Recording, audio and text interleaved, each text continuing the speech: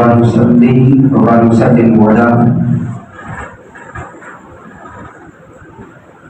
سيدنا ومولانا محمد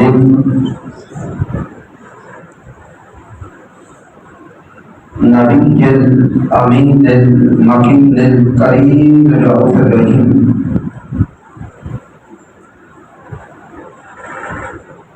أما بعد فأعوذ بالله من الشيطان الرجيم. بسم الله الرحمن الرحيم. قال الله تبارك وتعالى في القرآن المجيد: إن الذين آمنوا وعملوا الصالحات أولئك هم خير البرية. صدق الله مولانا العظيم. إن الله وملائكته يصلون على النبي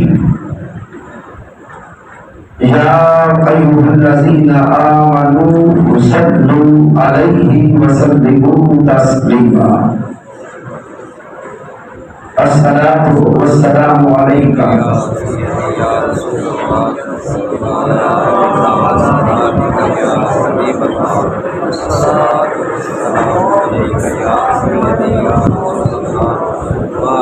آلك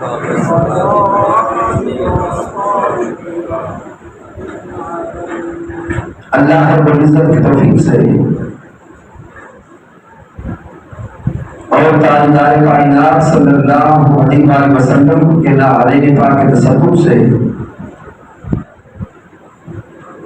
منڈی بہاؤدین کی سرزمین پر ہر ماہانہ درس عرفان قرآن کی اس بابرکت نشست میں حاضر ہیں. اس درس عرفان قرآن کے انعقاد پر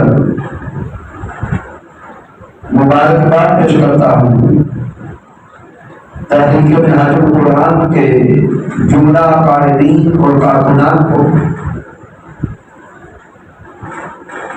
تشریف لانے والے جمیع دیوانگان مصطفیٰ صلی اللہ علیہ وسلم کو. دعا کرتے ہیں کہ رب کائنات سب کی اس کاوش کو اپنی بارگاہ اقدس میں قبول فرمائے. سامعین محترم، آج کے درس عرفان قرآن کے لیے سورۃ البینہ کی آیت کریمہ نمبر 7 کا انتخاب کیا گیا. یہ قرآن مجید فرقان حمید کا 30واں پارہ ہے. سورت کا نمبر 98 ہے اور آیت کریمہ کا نمبر 7 ہے. اس آیت مبارکہ میں اللہ رب العزت نے ایک تصور دیا ہے اور وہ تصور وہی ہے جسے حضرت اقبال نے بیان کیا تھا کہ فرشتوں سے بہتر ہے انسان بننا. فرشتوں سے بہتر ہے انسان بننا، مگر اس میں لگتی ہے محنت زیادہ. اللہ رب العزت کے پاک کلام کی اس آیت مبارکہ پہ اگر غور کریں تو اللہ رب العزت انسان کو جمیع مخلوقات سے بہتر بننے کا اصول عطا کر رہا ہے. میں اس آیت مبارکہ کے پہلے آخری الفاظ میں آپ کی توجہ چاہوں گا، چونکہ پہلے حصے میں اللہ رب العزت نے وہ اصول عطا کر دیے. آگے میں عرب فرماتا ہے اولئک هم خیر البریہ، تو وہ لوگ جو ان عطا کردہ قوانین کے مطابق زندگی کو ڈھال لیتے ہیں وہ ایسے ہیں کہ وہ ساری کی ساری مخلوقات سے بہتر ہو گئے. یعنی اللہ کے کلام کے اگر غور کریں تو میرا رب فرماتا اولئک هم خیر البریہ. رب یہ نہیں فرماتا کہ وہ صرف انسانوں میں بہتر ہو گئے. مالک یہ نہیں فرماتا کہ وہ حیوانات سے بہتر ہو گئے، جمادات سے بہتر ہو گئے. ان مخلوقات سے تو انسان ہونے کے ناطے پہلے ہی بہتر ہے، چونکہ اشرف المخلوقات کہلاتا ہے.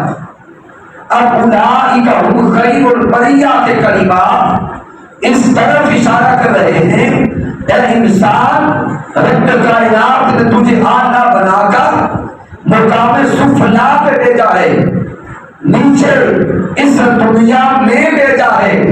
اگر پھر اس عالم بالا میں رہنے والے فرشتوں سے بھی بہتر ہونا چاہتا ہے تو اصول رب کائنات ہی عطا کر رہا ہے. تو گویا اس آیت مبارکہ میں مالک کائنات انسان کو جمیع مخلوقات سے بہتر بننے کا اصول دے رہا ہے. اور اصول کیا ہے؟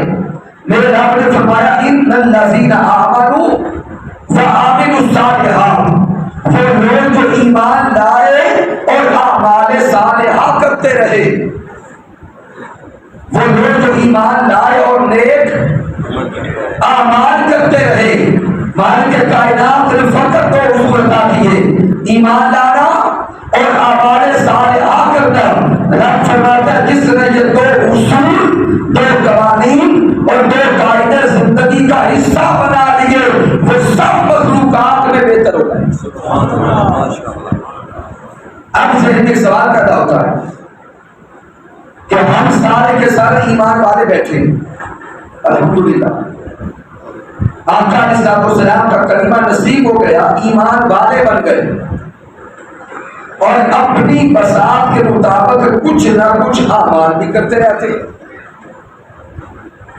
تو کیا ان اعمال جو ہم کچھ تھوڑے بہت کبھی نماز پڑھ لی، کبھی چھوڑ دی، کبھی کوئی نیکی کر لی، کبھی کوئی گناہ کا کام کر لیا، تو کیا ہم خیر البریہ کی صف میں شامل ہو گئے؟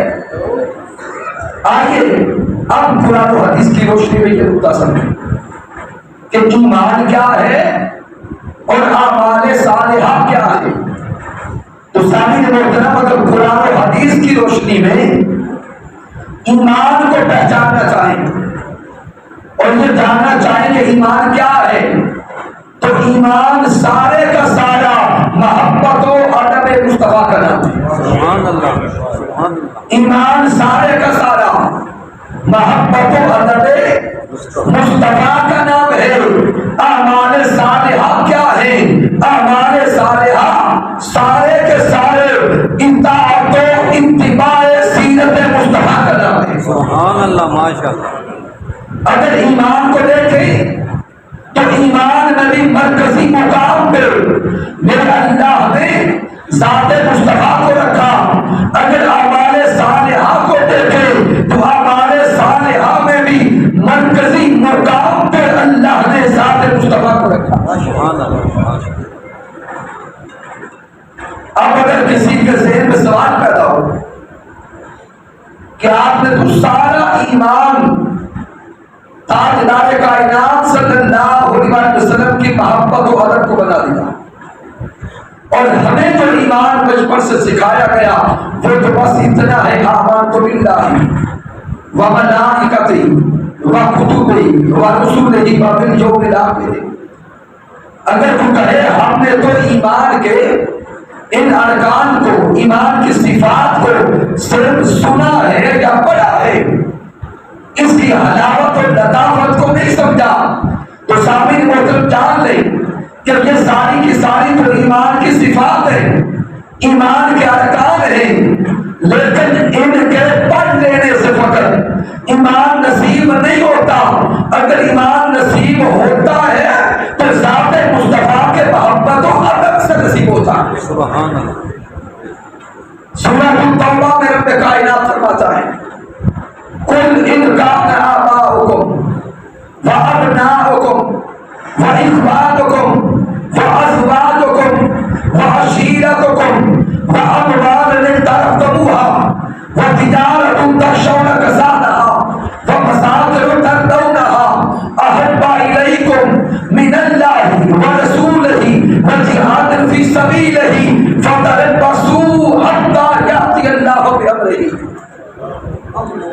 مالک کائنات نے اس مقام پر محبتوں کا توازن بیان کر دیا کہ اے انسان تم دنیا میں 8 چیزوں سے محبت کرتا ہے، جن میں 5 محبتیں رشتوں کی ہے، 3 محبتیں اموال دنیا کی محبت، اموال تجارت کی محبت، گھر بار کی محبت۔ میرے رب نے فرما دیا اگر ان ساری محبتوں میں سے کسی ایک شے کی بھی محبت اللہ اور اس کے رسول کی محبت سے بڑھ گئی تو انتظار کرے اس وقت کا کہ تم پہ اللہ کا عذاب اترا۔ تو قرآن مجید کی سایہ مبارکہ میں بھی رب کائنات نے مرکزی مقام پہ محبت مصطفیٰ کو رکھا ہے۔ پھر سورۃ الاحزاب میں مالک کائنات نے فرمایا النبی اولیٰ بالمؤمنین من انفسہم۔ میرے اللہ نے فرمایا کہ میرا محبوب ایمان والوں کی جانوں سے بھی قریب ہے، اور دوسرے انداز میں اس کا ترجمہ اور مفہوم یہ سمجھ آتا ہے کہ مالک فرماتا ہے ایمان والے فقط وہ ہیں جو پیارے مصطفیٰ کو اپنی جان سے بھی قریب رکھتے ہیں۔ ایمان والے فقط وہ ہیں جو ذات مصطفیٰ کو اپنی جان سے بھی بڑھ کے چاہتے ہیں۔ ایمان والے وہ ہیں جو کائنات کی ہر شے سے بڑھ کر محمد مصطفیٰ سے عشق کرتے ہیں۔ تو اس آیت مبارکہ میں بھی رب کائنات نے ایمان کو ذات مصطفیٰ سے جوڑا ہے۔ اب سامعین محترم، اگر کسی کے ذہن میں سوال پیدا ہو جائے کہ اس آیت مبارکہ میں اللہ نے ایمان کو ذات مصطفیٰ سے کیسے جوڑا ہے، تو آیت کریمہ کے الفاظ پر توجہ کریں۔ میرا رب فرماتے ہیں النبی اولیٰ بالمؤمنین۔ یہ جو با ہے یہ بائے تمسک ہے، بائے معیت ہے۔ اس بات کے ذریعے رب پیغام دے رہا ہے کہ سن لو ایمان والو، ایمان تمہارا نصیب تب ہوگا، کامل تب ہوگا جب میرے مصطفیٰ کو جان سے بھی بڑھ کے چاہنے لگو گے۔ پھر سورۃ البقرہ میں میرے اللہ نے فرمایا والذین آمنوا اشد حبا للہ۔ مالک فرماتا ہے کہ ایمان والے فقط وہ ہیں یا ایمان والے وہ ہیں جو اپنے اللہ سے ٹوٹ ٹوٹ کے محبت کرتے ہیں۔ والذین آمنوا اشد حبا للہ۔ ایمان والے وہ ہیں جو رب کائنات سے عشق کرتے ہیں، مولا سے محبت کرتے ہیں اور شدید محبت کرتے ہیں۔ اب بندے کو اپنے اللہ سے محبت ہوئی، اب محبت کا ایک تقاضا ہے، محبت ہمیشہ محبوب کا قرب چاہتی ہے۔ محبت ہمیشہ پردے اٹھا کر محبوب کو دیکھنا چاہتی ہے۔ محبت ہمیشہ دوریوں کو زائل کرنا چاہتی ہے۔ جب رب کائنات سے بندے کو محبت ہوئی تو بندہ رو رو کے کہنے لگا مولا اپنا آپ دکھا، مولا اپنا کوئی بتا کر، اپنے جلوہ بتا کر بندہ پھر رو رو کے عرض کرتا ہے مولا میری محبت کا تقاضا ہے کہ ایک میں ہوں فقط تو ہو اور عالم ہو۔ اے حسن ازل سارے حجابات اٹھا دے، ہوں تیرے حجابات کی دہلیز میں کب سے ایک بار ذرا ایک پردہ ہی اٹھا دے۔ اور یہی محبت کبھی بولتی ہے تو رو رو کے کہتی ہے، کبھی اے حقیقت منتظر نظر آ لباس مجاز میں کہ ہزاروں سجدے تڑپ رہے ہیں میری جبین نیاز میں، انسان کی جو رب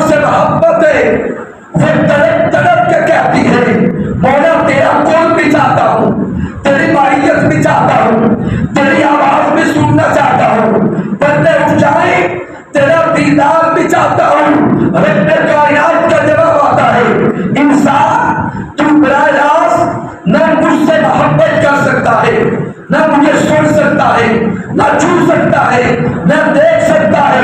بندہ عرض کرتا ہے مولا جب تجھے دیکھ بھی نہیں سکتا، پا بھی نہیں سکتا، تو مولا پھر کوئی ایسا راستہ تو دکھا جہاں سے تیری کامل محبت نصیب ہو جائے۔ مولا کوئی ایسا راستہ تو دے جہاں سے تیری کامل محبت نصیب ہو جائے۔ تو رب کائنات قرآن میں فرماتا ہے قل ان کنتم تحبون اللہ فاتبعونی یحببکم اللہ۔ بندے اگر مجھ سے محبت کرتے ہو، قرب چاہتے ہو، محبت چاہتے ہو، معرفت چاہتے ہو، تو دوڑو تیرے مصطفیٰ پہ پہنچو، تم مصطفیٰ کے در پہ پہنچتے جاؤ، میں رب ہو کر خود تم سے محبت کرنے لگ جاؤں گا۔ سبحان اللہ، ماشاء اللہ۔ تو سامعین محترم، مالک کائنات نے قرآن مجید فرقان حمید میں خود اپنی محبت کا بھی راستہ محبت مصطفیٰ کو، چونکہ وقت کم ہے، سمجھ آئی کہ ایمان سارے کا سارا محبت و ادب مصطفیٰ صلی اللہ علیہ وسلم۔ اس پر بھی قرآن مجید فرقان حمید کی درجنوں آیات کریمہ دلالت کرتی ہے۔ میں نے صرف 3 یا 4 آیات مبارکہ سے یہ نقطہ سمجھانے کی کوشش کی۔ پھر اگر کوئی کہے کہ محبت مصطفیٰ کو سمجھ آ گئی، آپ نے ساتھ محبت و ادب کا لفظ جوڑا ہے،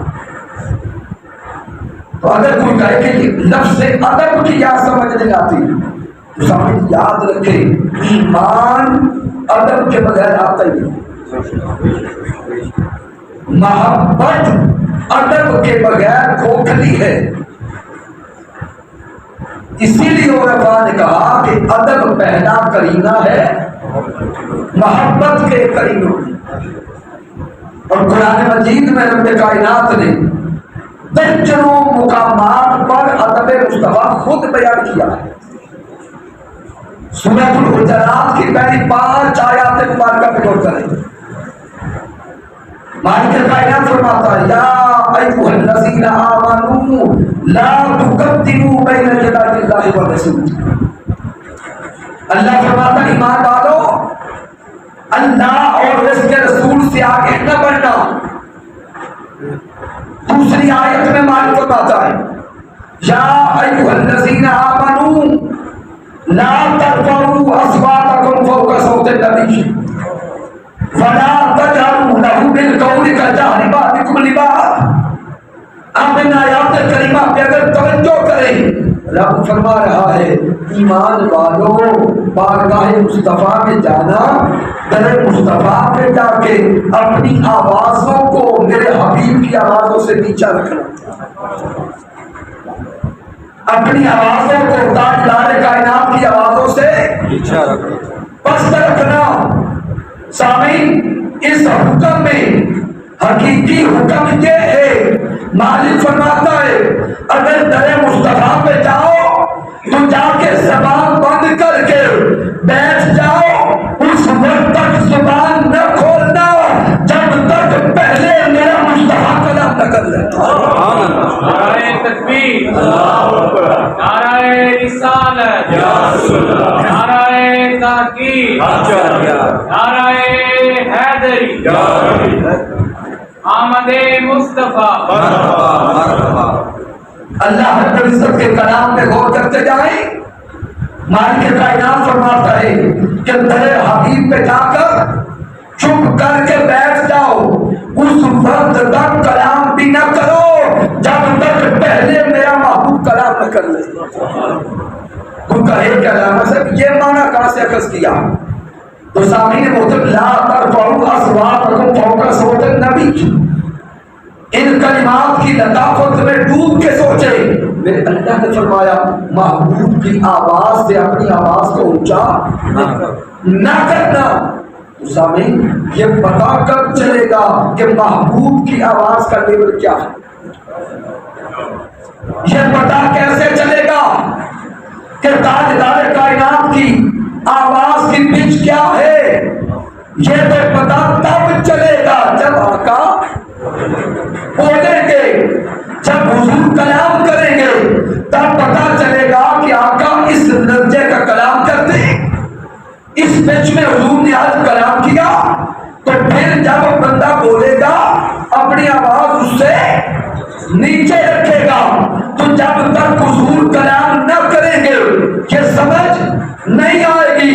گویا رب کائنات ایمان والوں سے خطاب کر کے فرماتا ہے ارے تیرے مصطفیٰ پہ جاؤ، یہ نصیب کی بات ہے، لیکن جا کے زبانوں کو تالے لگا کے بیٹھ جانا، کہیں آواز اونچی ہوتی گئی تو عمر بھر کا سرمایا جائے گا۔ تو سامنے محترم میں وقت بچانا چاہتا ہوں، آیا کریمہ نمبر 4 پہ آ جائیں۔ سورۃ الحجرات کی آیا کریمہ نمبر 4 میں توجہ کریں۔ آقا علیہ السلام کے در پہ کچھ اعرابی آئے تھے، بدو آئے تھے جو حضور سے ملاقات کرنا چاہتے تھے۔ اب آقا علیہ السلام مسجد نبوی میں اس کو نہ ملے، ان کو پتہ چلا کہ آقا علیہ السلام اپنے گھر ہیں در دولت پہ۔ اب انہوں نے کہا کہ ہمیں جلدی ہے، حضور کے دروازے کے باہر کھڑے ہو کے آقا کو بلانے کے لیے آواز دینے لگے۔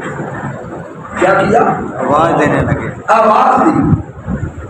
سامعین آج کے دور میں بھی غور کرتے ہیں، اگر کوئی ہم سے ملنے کے لیے آئے اور جس جگہ کا پتہ دیا گیا ہو اگر ہم نہ ملیں تو پھر وہ شخص ہمارے گھر کا پوچھے گا، گھر میں آ کے یا بیل بجائے گا یا دروازے پہ دستک دے گا یا نام لے کے پکارے گا، یہی طریقہ ہے۔ اب یہ طریقہ تو ایک نیچرل ہے، فطری ہے کہ ہر جگہ پہ ہوتا ہے۔ وہ اعرابی آئے، آقا علیہ السلام مسجد نبوی میں نہ ملے تو عام لوگوں کو جس طرح بلایا جاتا ہے حضور کے دروازے کے باہر جا کے بلانے لگے۔ آقا علیہ السلام کو آواز دیتے ہیں، ادھر وہ تاجدار کائنات کو آواز دیتے ہیں اور ادھر رب کائنات نے ان کا بلانا سنا تو اللہ کو ناگوار گزرا، بلایا انہوں نے پیارے مصطفیٰ کو، لیکن اللہ کو ناگوار گزرا۔ مالک کائنات قرآن بنا کے آیت اتارتا ہے ان الذین ینادونک من وراء الحجرات، وہ لوگ جو میرے حبیب کے حجرہ کے باہر کھڑے ہو کر میرے مصطفیٰ کو آواز دے کے بلاتے ہیں، جو میرے محبوب کو آواز دے کے پکارتے ہیں، اکثرہم لا یعقلون، رب فرماتا ہے ان میں کثیر وہ ہیں جو سارے بے عقل اکٹھے ہو گئے۔ اکثرہم لا یعقلون، رب فرماتا لگتا ہے کہ سارے بے عقل اکٹھے ہو گئے ہیں، میرے حبیب کو باہر کھڑے ہو کے آوازیں دیتے۔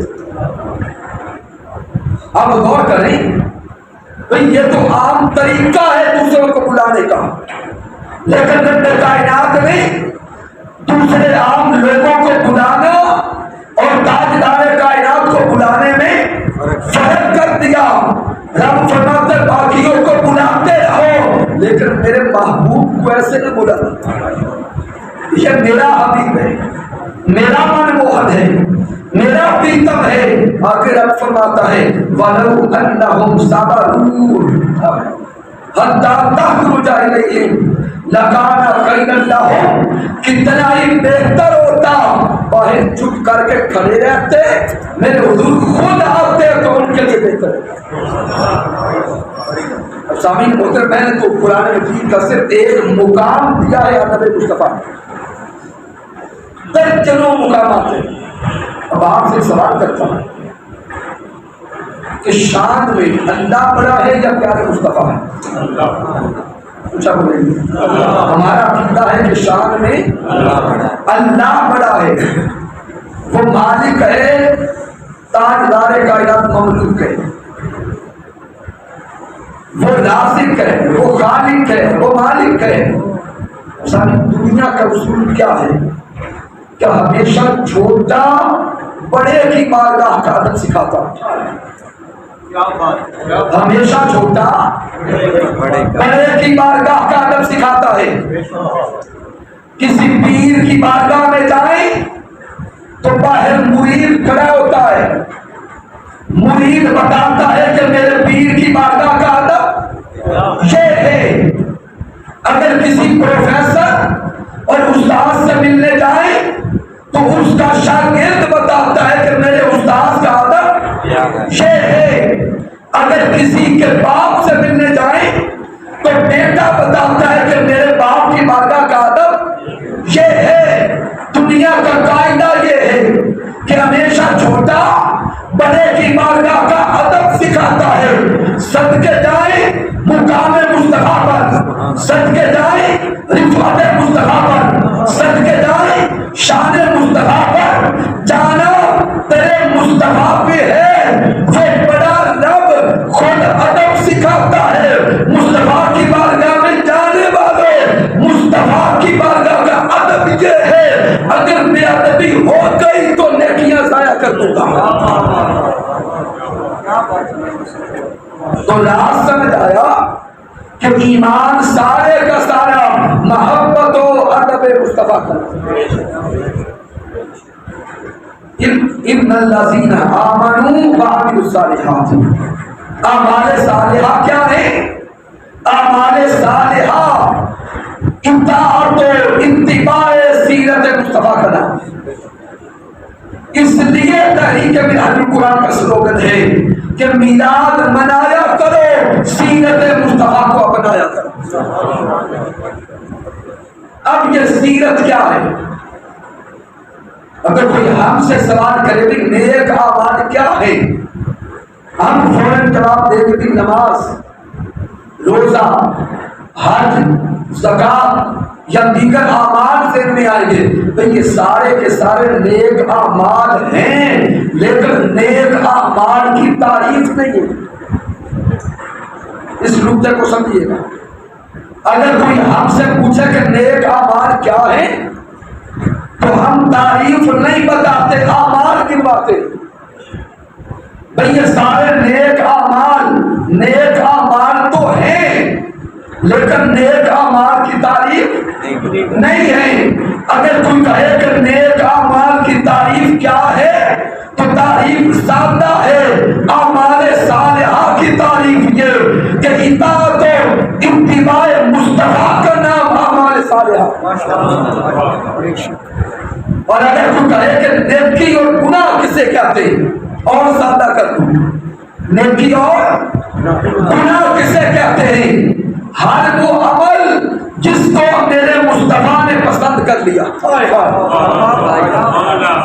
وہ عمل جس کو پیارے مصطفیٰ نے پسند کر لیا وہ نیکی بن گیا، اور ہر وہ عمل جس کو پیارے مصطفیٰ نے ناپسند کر دیا وہ گناہ بن گیا۔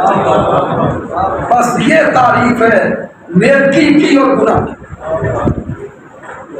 اب حضور کی سیرت کیا ہے جس کو ہم نے اعمال صالحہ کا دوسرا نام دیا؟ سورۃ التوبہ کو پڑھیں، مالک کائنات نے حضور کی سیرت کو بیان کیا ایک انوکھے انداز میں۔ میرے اللہ نے فرمایا لقد جاءکم رسول من انفسکم عزیز علیہ ما عنتم حریص علیکم بالمؤمنین رؤوف الرحیم۔ میرے اللہ نے فرمایا کہ میں نے تم میں سے اپنا رسول بھیج دیا ہے۔ اس رسول کی سیرت یہ ہے کہ مشکل میں تم پڑتے ہو، دکھی وہ ہوتا ہے۔ لقد جاءکم رسول من انفسکم عزیز علیہ ما عنتم، تمہارے مشکل میں پڑنے سے چین میرے مصطفیٰ کو نہیں آتا۔ تکلیف میں تم پڑتے ہو، پریشان میرا حبیب ہوتا، کانٹا تمہیں چبھتا ہے درد میرے مصطفیٰ کو ہوتا۔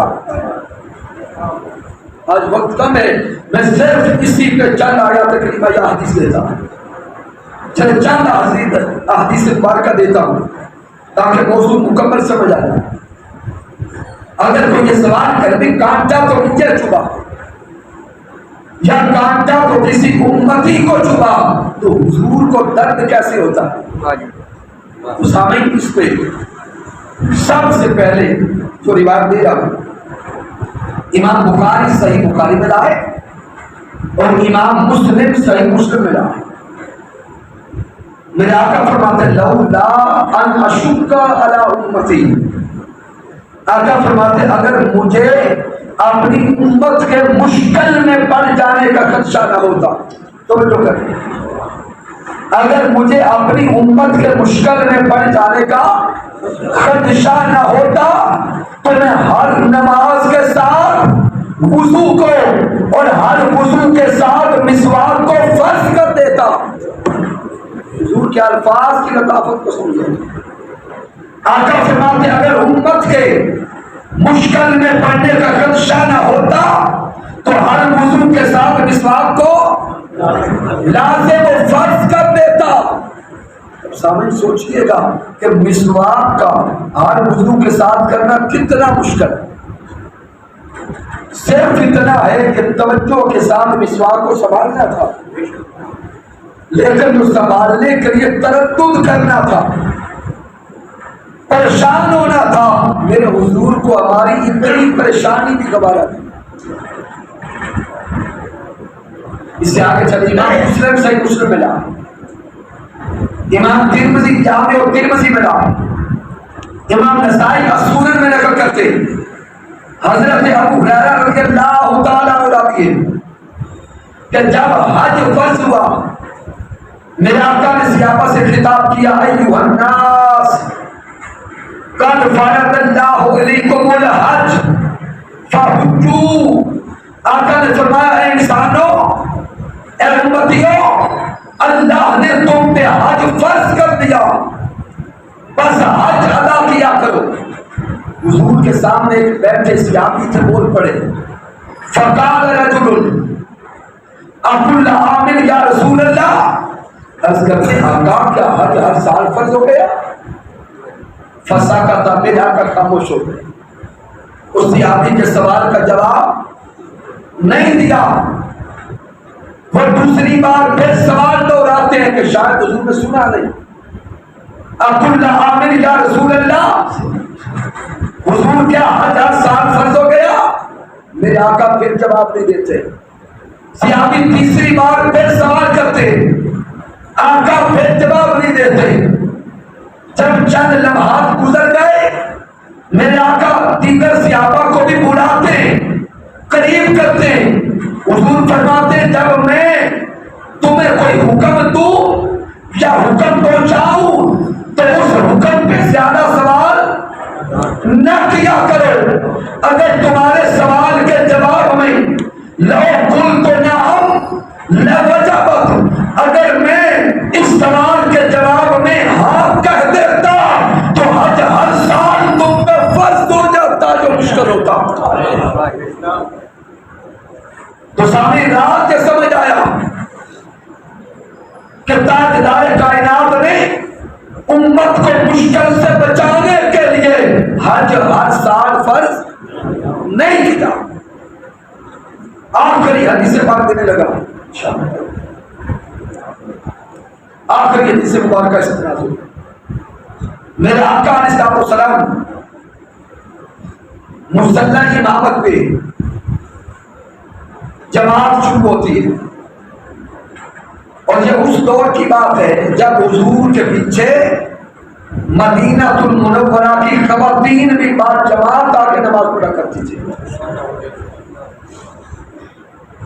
آقا علیہ السلام فرماتے ہیں کہ جب نماز شروع کرنا چاہتا ہوں دل کرتا ہے کہ آج نماز کو لمبا پڑھا جائے، قرات طویل کی جائے، مولا کے عشق میں مست ہوا جائے، حضور فرماتے ہیں اچانک دوران نماز مجھے بچے کے رونے کی آواز آئی، دوران نماز بچے کے رونے کی آواز آتی ہے۔ آقا فرماتے ہیں کہ میں اس بچے کا رونا سن کر نماز کو مختصر کر لیتا ہوں، صرف یہ سوچ کر کہ کہیں اس بچے کی ماں میرے پیچھے جماعت میں نماز پڑھ رہی ہوگی، بچے کے رونے سے اس ماں کے دل میں تکلیف آئے گی، تو اس ماں کے دل کے احساس کی وجہ سے میرے مصطفیٰ فرماتے ہیں کہ میں اپنی نماز کو بھی چھوٹا کر لیتا ہوں۔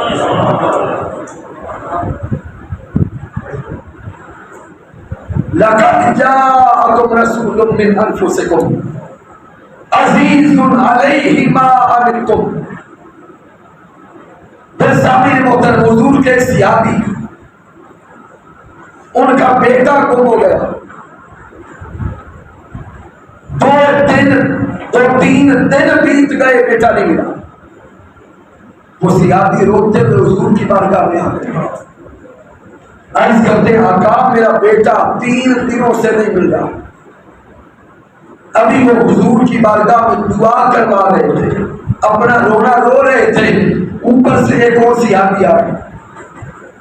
جب انہوں نے سنا کہ ان کا بیٹا نہیں مل رہا تو وہ کہتے حضور میں دور سے آ رہا تھا، فلان باغ میں کچھ بچے کھیل رہے تھے تو مجھے محسوس ہوتا ہے کہ ان کا بچہ اسی باغ میں۔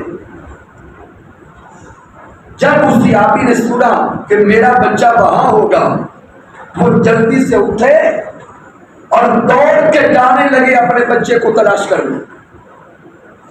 آقا کی بارگاہ اقدس سے باہر نکل گئے، میرے حضور دوسرے صحابی کو پیچھے دوڑاتے ہیں کہ اسے واپس بلا کے لائے۔ صحابی گئے، ان کو بلا کے لائے۔ اب تاجدار کائنات کے کلمات کو دل میں اتاریے گا۔ میرے آقا فرماتے اس صحابی کو کہ اگر بیٹا وہاں پہ مل جائے، بیٹے کو اپنے سینے سے لگا کر وہاں پہ پیار نہ کرنا، اپنے بیٹے کو سینے سے لگا کر وہاں پہ بیٹا بیٹا کہہ کے نہ پکارنا، وہاں اسے لاڈ اور پیار نہ کرنا۔ وہ صحابی ہاتھ جوڑ کے کہتے ہیں حضور بیٹا پچھڑا ہے، 3 دن بیت گئے، اب جو اولاد والے ہیں وہ تصور میں لائے، 1 گھنٹہ بھی بندے کو اگر اتنا پتا چلے نا بیٹا گم ہو گیا ہے تو سامنے موتے وہ گھنٹہ زندگی کا مشکل ترین گھنٹہ تھا۔ وہ صحابی عرض کرتے ہیں حضور جب بیٹا ملے گا تو یہ تو فطری جملے ہیں، غیر ارادی طور پہ ادا ہو گئے، بیٹے کو سینے سے بھی لگانا ہوگا، اسے لاڈ اور پیار بھی کرنا ہوگا۔ میرے آقا کی آنکھوں میں آنسو چھلک پڑے۔ میرے حضور نے فرمایا جب آپ اپنے بیٹے کو سینے سے لگا کر پیار کرو گے، اگر ان بچوں میں کوئی ایسا بچہ ہوا جس کا باپ فوت ہو چکا ہے تو اس کے دل پہ کیا بیتے گی، اس کے دل کا حال کیا ہوگا، اس کا احساس کیا ہوگا۔ اس لیے بچے کو لے کر پہلے ان بچوں سے الگ ہونا، پھر سارا پیار کرنا۔ ارے آقا کے عاشقوں، حضور سے محبت کرنے والوں، سوچیں تو صحیح، حضور تو دل کے احساس کا بھی خیال کرتے ہیں۔ میرے آقا دل کے احساس کا بھی خیال کرتے ہیں۔ ہم کیسے امتی ہیں کہ ہم دوسروں کے جینے کا بھی خیال نہیں کرتے، ہم کیسے امتی ہیں کہ ہم دوسروں کی زندگی کا بھی خیال نہیں کرتے۔ مال حرام ہم نصب کر رہے ہیں، دوسروں کے حقوق ہم چھین رہے ہیں، حکومت تو دور کی بات، دوسروں سے جینے کا حق بھی یہاں پہ ہمارے ہاتھوں چھینا جا رہا ہے۔ حضور شیخ الاسلام ڈاکٹر محمد طاہر القادری مدد اللہ علیہ اس مادیت کے دور میں اور اس فتنہ و فساد کے دور میں پھر انسانوں کو اور مسلمانوں کو تاجدار کائنات کی سیرت کے ساتھ جوڑنا چاہتے ہیں. اس لیے حضور شیخ الاسلام نے ساری زندگی تان و تشنیع کے تیر سہ کر بھی کسی کو تیر مارا نہیں ہے. برداشت کر کے کہا کہ یہ مجھے نہیں پہچانتے، ان کی نسلیں جب کتابیں پڑھے گی، احادیث کی کتب، تفاسیر کی کتب پڑھے گی، ان کو پتا چلے گا کہ مالک نے سستی کو کیا بولا.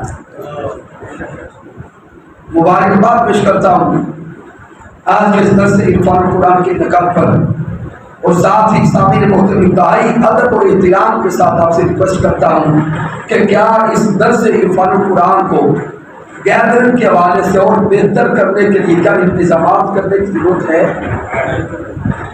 سامعین یہ میرا گھر ہے منڈی بہاؤالدین. میں آخری جملے چند کھول کے عرض کرنا چاہتا ہوں اگر آپ اجازت دیں کہ منڈی بہاؤالدین کے دوسرے عرفان قرآن کا لینا یا ذمہ داری کا آنا، میں محترم روزہ صاحب سے بھی راستے میں عرض کر رہا تھا کہ یہ انتہائی بہت بڑا چیلنج ہوگا شاید میرے لیے بھی اور آپ کے لیے. ممکن ہے کہ کوئی کہے کہ گھر کا بندہ ہے یہیں سے اٹھ کے آ گئے، کہ شاید ذہن میں کئی خیالات و تصورات آتے ہیں. اگر تو ہم دونوں طرف سے محنت کر کے چلیں گے اور مرکز کو اور قائد محترم حضور شیخ الاسلام کو اگر ٹھنڈی ہوا دینی ہے تو پھر ہم اس کو کنٹینیو کر دیں، اور پھر صرف آقا علیہ السلام کے در کی خیرات پانے کے لیے ہم سارے کے سارے لگ جاتے ہیں. جتنے احباب آج تشریف لائے ہیں اگر اس میں تھوڑی اور محنت کی جائے تو یہ مسجد پوری بن جائے. مالک کائنات کی بارگاہ میں دعا کرتے ہیں اللہ رب العزت ہم سب کو عمل کی توفیق عطا فرمائے. کی محمد سے وفا کی ہے تو ہم تیرے ہیں، یہ جہاں چیز ہے کیا لوح ہو قلم تیرے ہیں. میں نے جو کچھ بیان کیا اگر اس میں کوئی کمی ہے، کوئی کجی ہے، کوئی غلطی ہے تو مجھے ناچیز کی طرف سے رب کائنات معاف فرمائے.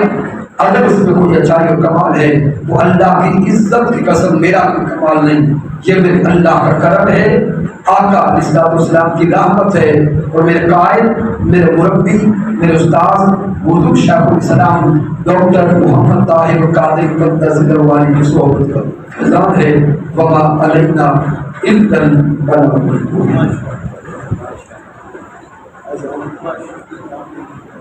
اب آزان تو صاحب نماز اللہم صلی اللہ سیدنا وسلم ربنا آتنا فی الدنیا حسنۃ وفی الآخرۃ حسنۃ وقنا عذاب النار. میرے مالک درس قرآن کو قبول فرما، سب کی نیتیں کامشی صحیح کو اپنے فرما. وصلی اللہ تعالی علی خیر خلقہ. میرے مالک جنہوں نے دعا کے لیے کہا ان سب کے لیے تیری بارگاہ میں ہاتھ اٹھاتے ہیں. میرے اللہ سب بیماروں کو شفا کامل عطا فرما، سب بیماروں کو شفا کامل عطا فرما. صدقہ عامل بیمار کا سب کو صحت عاجل عطا فرما. صدقہ میلاد مصطفیٰ کا سب کو شفا کامل عطا فرما. دیگر تمنائیں اور حاجات کے لیے جنہوں نے عرض کیا میرے اللہ سب کی دعائیں تیری بارگاہ میں پیش کرتے ہیں. ہر کسی کو خیر عطا فرما، رحمت عطا فرما، کرم اور فضل فرما. ربنا تقبل منا انك انت السميع العليم وتب علينا انك انت التواب الرحيم. وصلى الله تعالى على خير خلقه وعلى حبيبه محمد وعلى اله وصحبه اجمعين برحمتك يا ارحم الراحمين.